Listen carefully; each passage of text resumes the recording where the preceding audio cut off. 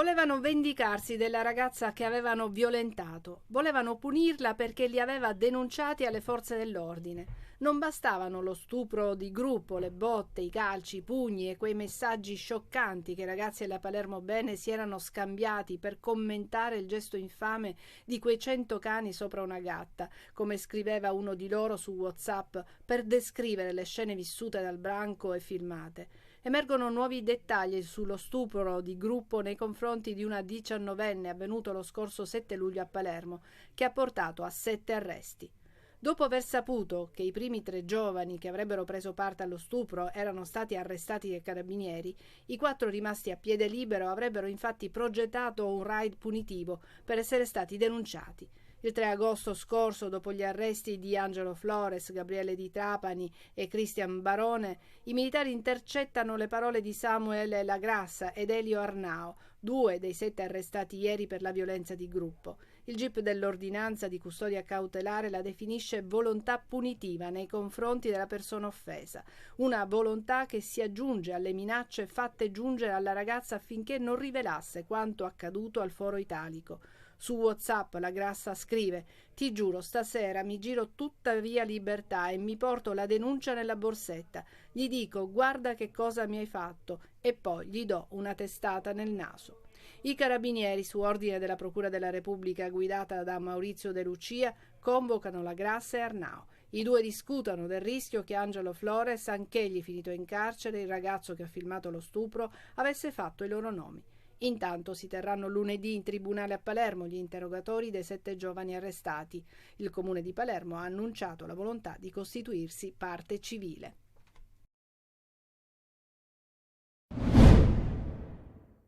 Il giorno dopo la tragedia, la comunità di Militello è ancora incredula per la morte di Franco Carrera, 65 anni, ex dipendente del comune di Catania, dove ha prestato servizio per 43 anni, poi la pensione nel giugno del 2019. Ad ucciderlo è stato un pesante tubo metallico sparacoriandoli che per circa 50 metri è volato dalla macchina portante, posizionata ai piedi del sagrato della Basilica Matrice San Nicolò, nel corso dei festeggiamenti del patrono Santissimo Salvatore, davanti agli occhi increduli dei presenti e della moglie, che è rimasta ferita ad un braccio nell'affollata piazza Vittorio Emanuele. Tutto è accaduto in pochi minuti durante lo spettacolo pirotecnico e il lancio delle strisce di carta colorate. Qualcosa non va, forse un eccesso di compressione di gas o un'anomalia nella macchina. Il distacco del tubo, la gente comincia a scappare e si allontana mentre il pezzo metallico atterra proprio sulla testa di Franco Carrera, che pare, secondo la testimonianza di chi era lì per salvarla, abbia spinto la moglie colpita ad un braccio. La donna è stata accompagnata d'urgenza all'ospedale di Militello e da lì trasferita a Caltagirone. Il sindaco Burtone l'ha incontrata. Operata immediatamente perché aveva una frattura scomposta del gomito. Dal punto di vista operatorio è uscita bene, solo che è sconvolta. Anche altre 5 persone sono rimaste ferite, 2 bambini di 8 e 10 anni con il loro papà e 2 donne, per loro prognosi tra i 5 e i 10 giorni, mentre per l'uomo non c'è stato nulla da fare sin da subito. Abbiamo dato aiuto, soccorso, però purtroppo questa bomba era troppo grossa e addosso alla testa l'ha lacerato, l'ha tagliato direttamente sul corpo, l'ha presa anche sul collo. Quindi poverino si è accasciato a terra. Sono stati minuti concitati durante i quali la gente ha cominciato a correre da tutte le parti e a rifugiarsi dove poteva, anche dentro i bar della piazza. Persone che entravano piangendo, urlando, chi cadeva a terra, chi si metteva dentro il bagno a nascondersi. Dopo l'accaduto le celebrazioni sono state annullate e sul posto sono arrivati i carabinieri per le indagini del caso, supportati da polizia e vigili del fuoco. È stato disposto il sequestro del macchinario e sulla piazza non resta altro che qualche mazzo di fiori e alcuni biglietti a ricordare Franco Carrera e il dolore per una morte così assurda. La Sicilia torna a bruciare dopo il disastro di fine luglio. Sono ben 14 gli incendi divampati nell'isola nelle ultime ore. 3 sono nell'Agrigentino, ovvero nel capoluogo in contrada Giuranella, a Licata in contrada Contebosco e a Sambuca di Sicilia in contrada Rifotta. Nel Lisseno fiamme su 5 fronti, a Riesi lungo la strada provinciale 14, a San Cataldo, a Sutera in contrada Magadduni, a Mazzarino in contrada San Cono, a Gela lungo un'altra strada, la statale 190. Nell'Ennese fiamme a Barra Franca, incontrata Piano del Salone, ma soprattutto a Nicosia, incontrata Magnana, dove è stato necessario l'intervento di 2 elicotteri. A scopo precauzionale sono state evacuate le case e si ipotizza un'origine dolosa di questo rogo. Nel Messinese fiamme a Castro Reale, oltre che nel capoluogo incontrata Case Lombardi. Nel Catanese fuoco a Nicolosi, incontrata Monte Arso, c'è poi il Palermitano dove brucia di nuovo Monte Pellegrino. Proprio qui ricompare infatti l'incubo dei giorni di Ferragosto, quando le fiamme, forse appiccate da giochi d'artificio sfuggiti al controllo, hanno minacciato anche Castellutveggio. Qui la forestale è impegnata con altri 2 elicotteri nella stessa area dell'incendio di qualche giorno fa. Su questo incendio il presidente della regione Renato Schifani ha personalmente telefonato al direttore della forestale Battaglia, responsabile del settore, per chiedere un'immediata e tempestiva relazione sull'accaduto, anche al fine di procedere a necessarie determinazioni nel caso di dolosità dell'evento o negligenza nei precedenti interventi, scrive Schifani nella nota che segue la richiesta.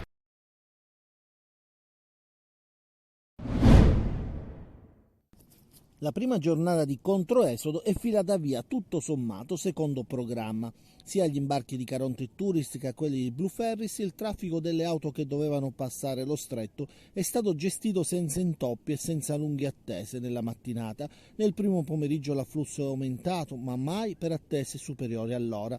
Il piano viabilità messo a punto da Prefettura e Comune di Messina ha funzionato con l'attivazione del protocollo che prevedeva la destinazione di Viale della Libertà per le vetture che dovevano imbarcarsi. Fondamentale la presenza contemporanea di ben 13 navi traghetto in servizio, 8 delle compagnie private, 5 l'intera flotta della Società di Ferrovie dello Stato. Da quant'è che attendete qui? 5 minuti, poco, fattibile, oggi mi sembra buono. Sembra di sognare quasi. Esatto, non è realtà. Avevamo paura di doverci mettere molto di più, quindi viva. Da quanto attendete? No, siamo arrivati, ci siamo infilati, quindi nessun problema.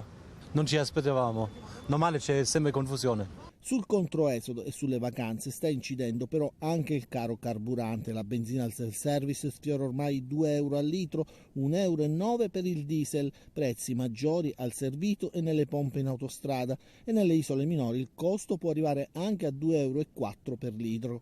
A questo si aggiunge anche il ritorno del grande caldo previsto da oggi e nei prossimi giorni. Catania e Messina sono in allerta gialla, a Palermo il bollino è arancione, temperature alte che saranno anche associate a tassi elevati di umidità che possono rappresentare un rischio per la salute.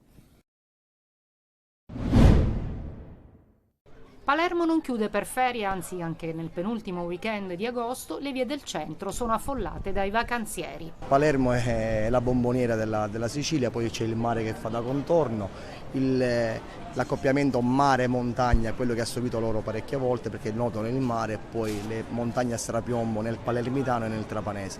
Andiamo nella zona tra Palermo e Trapani, Castellammare del Golfo, San Vito Lo Capo, Trapani, gireremo un po' la zona. La Sicilia resta una delle mete più gettonate di quest'estate e c'è chi ritorna ancora una volta, non solo a Palermo ma anche a Catania. Questo è il 4º anno consecutivo che ritorno qui in Sicilia, ogni anno cerco di fare almeno una settimana divisa tra Palermo e Catania, perché per me è l'unica isola che riesce a inglobare un po' tutti i desideri e piaceri che noi italiani possiamo avere in vacanza. La gente è molto accogliente, ripeto, questi paesaggi spettacolari.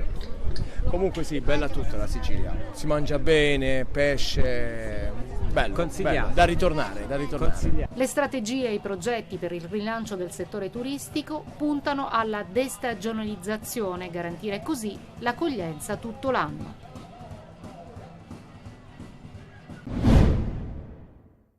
Da Roma. Quanto starai qui? Una settimana. In questo primo weekend di controesodo, per molti le vacanze devono ancora iniziare. Sono tanti i turisti atterrati oggi a Catania che hanno scelto come meta la Sicilia. Siamo atterrati da Bergamo qui a Catania, speriamo di trascorrere una bella settimana e le premesse ci sono tutte. Cosa prevede il vostro programma? Un tour, poi andiamo a Messina questa sera, poi faremo Agrigento, andremo a Palermo e torneremo a Catania sabato prossimo. Buon arrivo. Quindi le vacanze cominciano adesso? Cominciano adesso, sì. E dove si va? Ad Agrigento. Molti anche gli stranieri. Questa ragazza inglese ci dice che è qui per la seconda volta e sta andando alle Isole Eolie. Per molti però le vacanze sono finite. La Tanissetta, la famiglia. Torna a casa? Sì, purtroppo sì. Però sono siciliana e quindi ho vissuto la mia terra per 15 giorni e adesso ritorno su Firenze. Finita. Da dove vieni? Stiamo tornando a Malta che lavoriamo lì, però abbiamo i genitori invece che abitano qui, quindi siamo venuti a fare un pochino di vacanze. Stiamo tornando a casa. Da dove venite? Malta. Quindi vacanze finite? Sì, e ritorniamo alla vita normale. Allo Scaletneo di Fontanarossa, dopo settimane difficili, tutto oggi sembra essere tornato alla normalità. Ancora un episodio di violenza, ancora ai danni di una donna. Accade a Catania. Una turista francese si trova a bordo di un bus in compagnia delle sue 2 sorelle. Un giovane extracomunitario di nazionalità libica comincia a usare parole pesanti. Le infastidisce. Il mezzo arriva al capolinea in piazza Borsellino. Le ragazze scendono dal bus. L'uomo le segue, si avvicina e comincia a palpeggiare la turista con insistenza e con violenza. Nonostante le urla della giovane, l'extracomunitario non lascia la presa.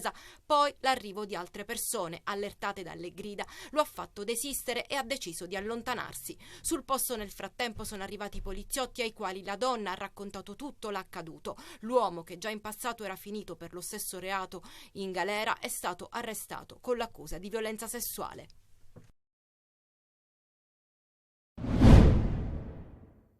La febbre alta, la stanchezza e il vomito. La sera del 9 agosto Gioele Palmiteri, 4 anni, sta male. I genitori che vivono a Menfi, preoccupati, vanno al pronto soccorso di Sciacca.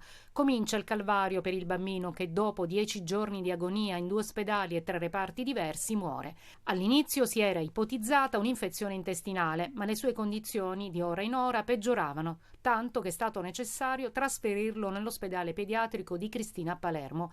Aveva problemi neurologici, dicono dall'ospedale. Quando è arrivato, le sue condizioni erano apparse da subito molto gravi. È stato trasferito in terapia intensiva, ma non c'è stato nulla da fare. Al momento si ipotizzano le complicanze dell'herpes zoster e che il bambino non aveva la meningite, come si era detto inizialmente.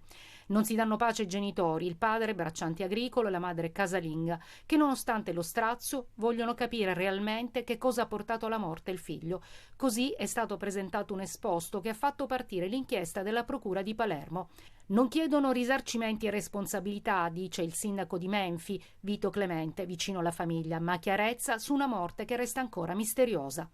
L'inchiesta è a carico di ignoti, ma non è escluso che i sanitari saranno iscritti nel registro degli indagati come atto dovuto. L'autopsia lunedì, poi i funerali e il lutto cittadino a Menfi. Sbarchi senza fine a Lampedusa, dove per tutta la notte si sono susseguiti gli arrivi. 40 le persone arrivate sull'isola, che si aggiungono ai circa 800 migranti approdati ieri in 23 sbarchi. Super lavoro per le forze dell'ordine impegnate non solo in mare. Nelle ore notturne 21 migranti sono stati bloccati sulla terraferma dai carabinieri, che hanno anche sequestrato la barca di 7 metri usata per la traversata. Non solo emergenza sbarchi, ma anche quella sanitaria per un caso di varicella che ha colpito un migrante bengalese. Durante la notte la Capitaneria ha effettuato un'evacuazione medica urgente dalla nave ONG Open Arms.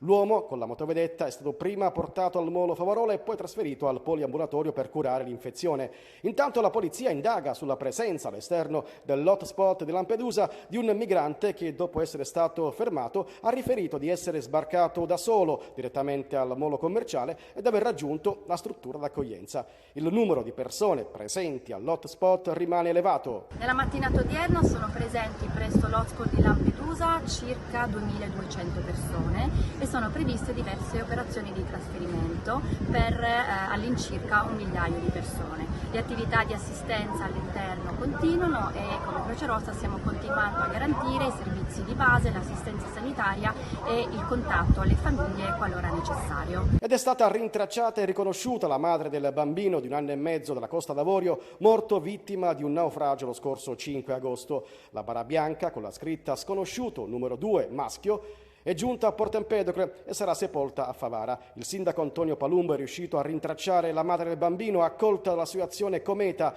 a Comitini nell'Agrigentino. Sulla bara bianca ci sarà scritto Mohamed Junior Diomande. La tumulazione con il rito musulmano avverrà giovedì pomeriggio nel cimitero di Piana Traversa.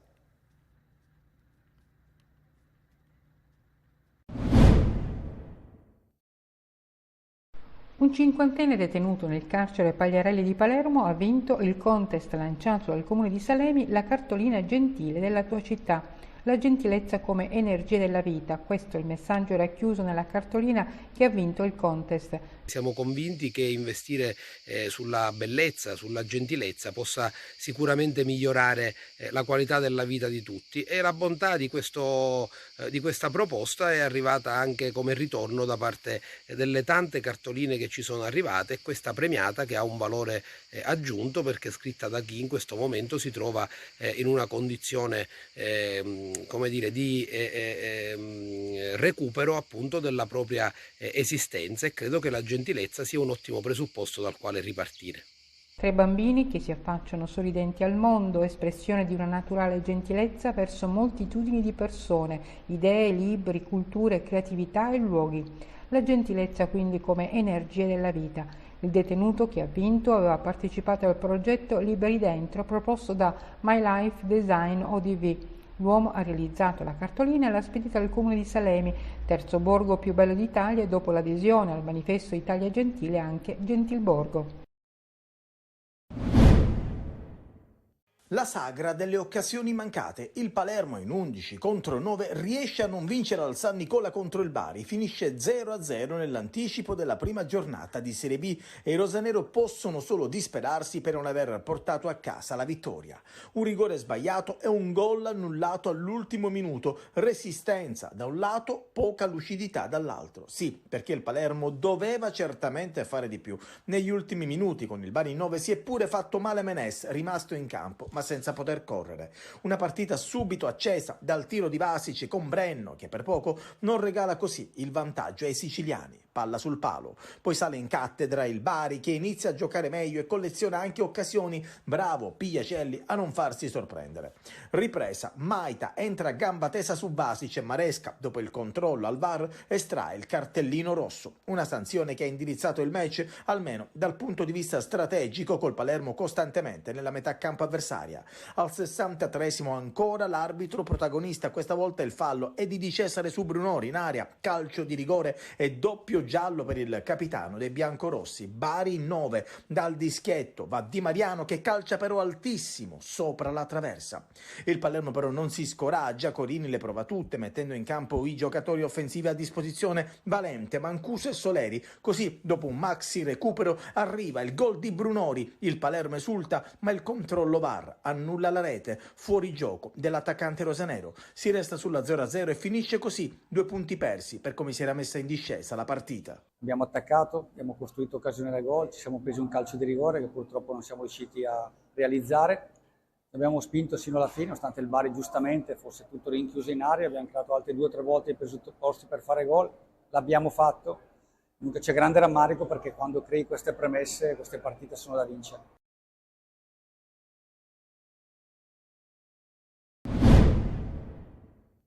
Per il nuovo attaccante del Catania Samuel Di Carmine è pronto un contratto biennale. Già raggiunto l'accordo economico, si tratta di un passaggio formale e poi si apriranno le porte del club rossazzurro, che punta forte su un calciatore dal passato anche in Serie A con Fiorentina, Verona e Crotone. La B con 320 presenze e 80 reti è la sua collocazione naturale e Di Carmine, 35 anni, il prossimo 29 settembre, sarà il terminale offensivo in una categoria dove con le sue giocate può fare la differenza.